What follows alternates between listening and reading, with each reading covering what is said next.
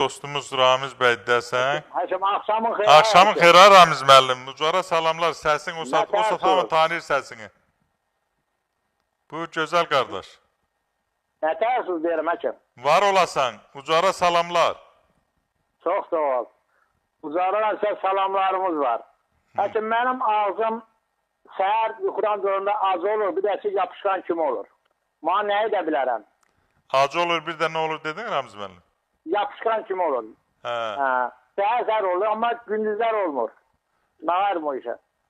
Sən çoxlu, Ramiz müəllim, çoxlu su qəbul ilə, sonra səhər dubaj ilə götür, demək, bir stəkan isti su, içərisinə bir xörək qaşığı tut bəhməzi ya doşab deyirlər, bəzi rayonlarda qat, sonra onu həll eləndən sonra iç və sağ böyrü üstə uzan. Bir də təbii ki, solma çiçək dəmlə, ona öd otu da deyirlər, öd qovucudur, çox gözəl. Rus dilində besmertnik, ölümsüzlük otu deyirlər. Və sağ böyrün üstə, ödün üstə uzan, qoy ötküsən hər gün elə, görəcəksiniz, xeyli yumşalacaq və bol miqdarda su iç, bol miqdarda. Ağzınızda da quruma olursa, mütləq şəkərə analiz elətdirin. Görək, var mı, yoxdur mu, hər halda